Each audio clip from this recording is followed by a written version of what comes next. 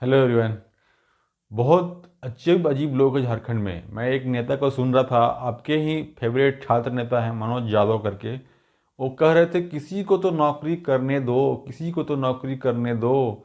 आपका नहीं हो रहा है तो दूसरे का क्यों रोक रहे हो केस लगा करके, हाई कोर्ट में सुप्रीम कोर्ट जा करके। वो एक्चुअली पीजीटी वाले मामले में बोल रहे थे, सीटेट और जेट वाले मामले में बोल रहे थे।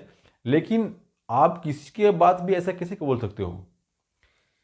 फिर क्यों कोर्ट कचहरी है, क्यों यहाँ पे आप बोलते हो कि भाई ऑब्जेक्शन नहीं लगाओ? आप तो आंदोलन भी करने के लिए आते हो, ऊपर से बोलते हो ऑब्जेक्शन भी नहीं लगाओ। क्या कर क्या रहे हो? आप चाहते क्या हो? ऐसे ऐसे लोगों की वजह से छात्रों का जीवन जो है वो नरक बना हुआ है।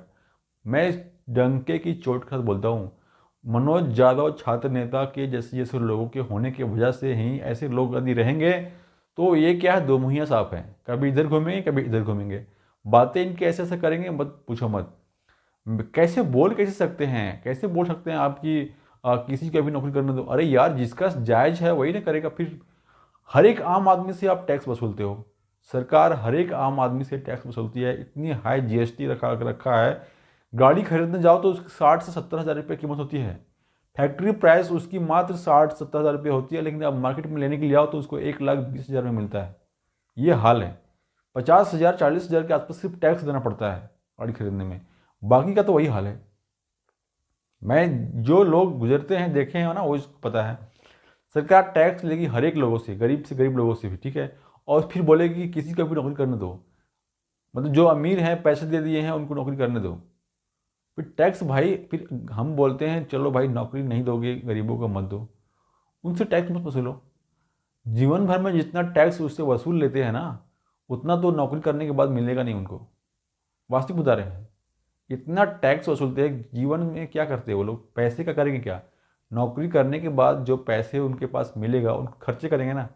खर्चे जो करेंगे उनमें से टैक्स कितना होगा?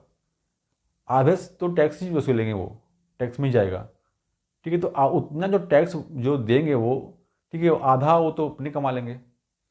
नौकरी जो नहीं करेंगे वो आधा बिना नौकरी के उतना कमा लेंगे वो। तो भाई मैं बोलता हूँ टैक्स मत वसूलो। यदि ऐसी सिचुएशंस है तो आप क्यों नहीं लड़ते छात्रों के लिए? गरीब छात्रों से टैक्स ना लिया जाए। एजुकेशनल पे खान सर का वीडियो देखो, खान सर का वीडियो देखो। खान सर का एक वीडियो में दिख रहा था, उन्होंने साफ दिखा रहा था कि किस तरह से एजुकेशन पे टैक्स लगा रखा है उन्होंने। एजुकेशन पे किस तरह से टैक्स लगा के रखा है। और सोना खरीदने वालों पे कोई टैक्स नहीं है।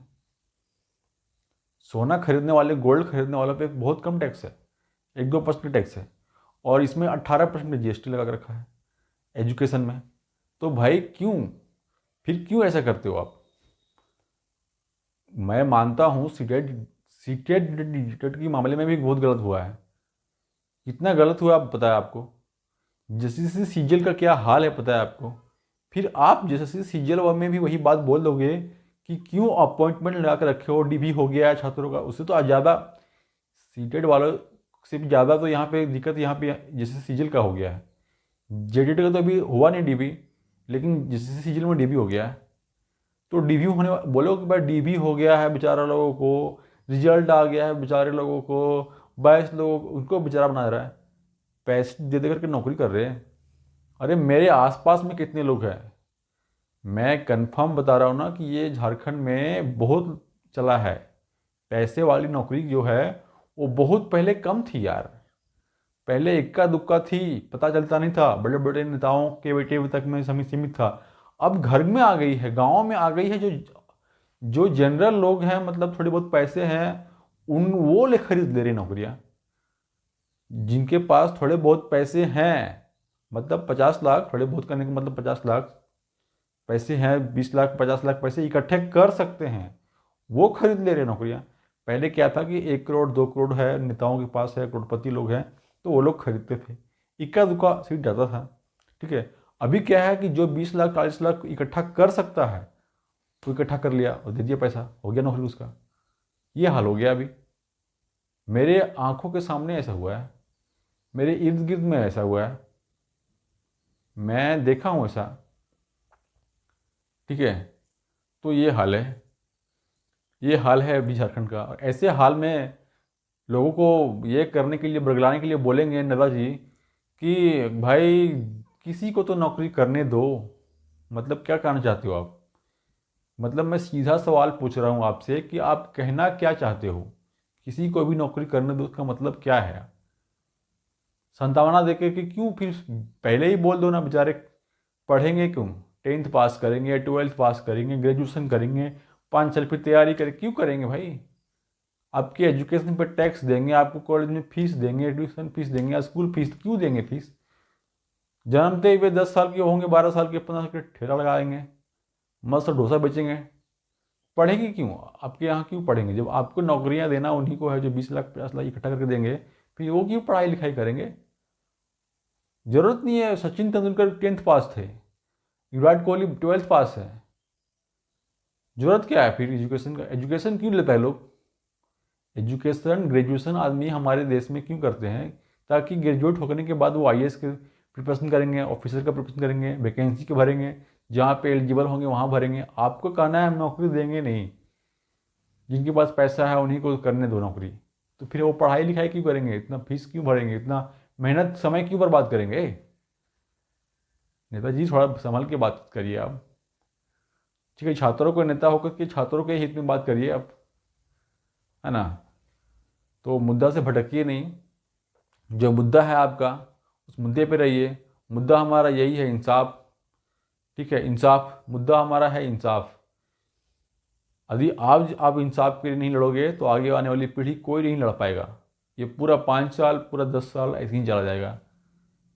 आप लोग को कई गांवों में देखे होंगे, आप जितने भी जो भी स्टूडेंट्स हमारे सुन रहे होंगे, वो लोग हर एक गांव में आप देखे होंगे कि किसी ना किसी की नौकरी जो है वो पैसे दे करके हुई है भाई। मेरे गांव में भी हुआ है, वास्तविक है। किसी न किसी की नौकरी जो है वो पैसे दे करके हुई है। ठीक है, आप भी देखे होंगे अपने अपने गांव में। तो जिनका हुआ है बल्ले बल्ले हैं, जिनका नहीं हुआ है वो बस। तो ऐसा प्रक्रिया नहीं होनी चाहिए। ये प्रक्रिया जो कराया गया है, ऑफलाइन एग्जामिनेशन कराया गया, OMR शीट पे किया गया, ये सब वही करने के लिए तो किया गया। OMR शीट पे एग्जामिनेशन, जब एग्जाम की तैयारी कर रहा था ना, 2018 से मैं तैयारी कर रहा था, 17 से इसकी जैसे सीजीएल की, तब मैं अच्छे से कर रहा था। जैसे ही नियम हेमंत सरकार की सरकार में जैसे ही नियम बदल गया ना, कि अब जो है वो आगे की जो है वो क्या है, वैकेंसी को फास्ट करने के लिए, अपॉइंटमेंट को तेज करने के लिए, मतलब करने के लिए एक ही बार में हम लेंगे एग्जाम, और एक ही दिन में एग्जाम लेने के लिए क्या होगा, OMR शीट पे लेना पड़ेगा। उसी दिन से मैंने पढ़ाई लिखाई बंद कर दिया। वास्तविक बता रहा हूँ मैं आपको अपना कहानी। मैं जैसे सीजीएल का पूरी तरह से फुल टाइम प्रिपरेशन करता था। फुल टाइम होता है ना, फुल टाइम। मेरा दरोगा में मैं कलर ब्लाइंडनेस की वजह से छट गया था। ठीक है, मेरा कलर ब्लाइंडनेस है भाई, जो बात सही है मैं बताता हूँ आपको। कलर ब्लाइंडनेस की वजह से 2017 में मेरी दरोगा में हुई थी, उसमें मैं छट गया। तो उसके बाद मेरे पास ऑप्शन था नहीं, मैं नौकरी कर रहा था। फिर जब इसकी वैकेंसी आई थी तो मुझे किसी ने बताया कि भाई अब ये जो है वो दरोगा से अच्छी वैकेंसी है, इस पे करो, फोकस करो। तो मैं फुल टाइम करता था इस पर, फुल टाइम प्रिपरेशन करता था। जितनी बार कैंसिल हुई, फॉर्म 2 बार 3 बार फिलअप करा, वो भी मैंने करा है, सब कुछ करा है मैंने। उसके बाद जैसे ही जो आई थी ना हेमंत सरकार की, जो रूल बनाए थी उन्होंने, गजट में पास करा था कि आगे की जो एग्जामिनेशन होगी वो एक ही बार में होगी, प्री मेंस 2 बार नहीं होगी, एक ही मेंस होगा, और वो भी OMR शीट पे होगा। उसी दिन से मैंने किताब को रखा भाई। समझ गया था मैं उसी दिन कि भाई अब तो यहाँ पे संभव नहीं है, अब तो यहाँ पे संभव नहीं है, ये चीज़ किया ही गया है नौकरी बेचने के लिए। उस समय भी कुणाल प्रताप ने एक समय के लिए बोला था ये बात, और मुझे सही भी लगा था। मैं उनको उसी समय से फॉलो कर रहा हूँ। ठीक है, और मुझे सही भी लगा था, और मैंने खुद भी देखा भाई ये बात सही है।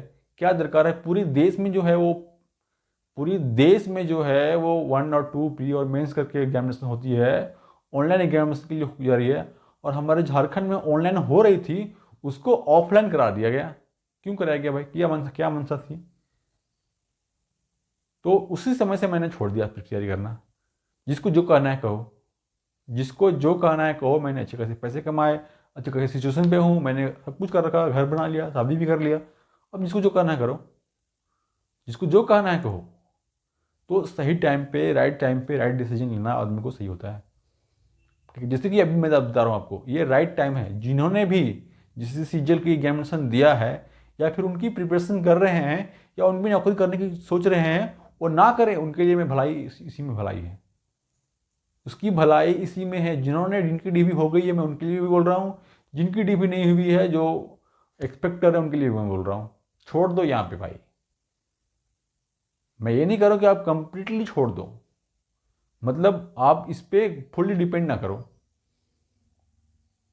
ज़्यादातर चांसेस जो 70% अटेंशन कहीं और लगाओ, 30% आप यहाँ पे रखो ध्यान, जब होगा देखा जाएगा, जब एग्जामिनेशन होगी जब होगी तब देखी जाएगी, लेकिन अटेंशन यहाँ ना रखो। मैं बार बार बोल रहा हूँ आपको। ठीक है, मुझे जितना बोलना था, जितना कहना है मैं उतना ही कहूँगा, बाकी करना नहीं करना आपके हाथ में है, आपकी बात में है। ठीक है, चलिए मैं फिर मिलता हूँ आपसे।